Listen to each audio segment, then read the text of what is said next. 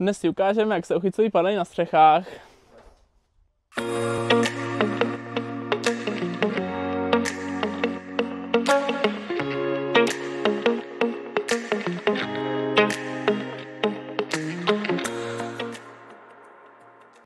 Panely se na střechu upevňují tím způsobem, že prvně se navrtá do trámu střechy hák, jak můžete vidět v našem předchozím videu.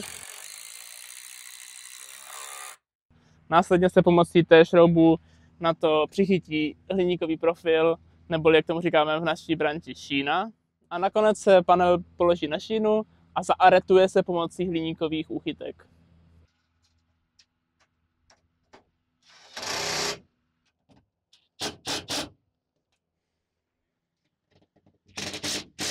Díky tomuhle vznikne pevná konstrukce, kterou jen tak něco nerozhodí.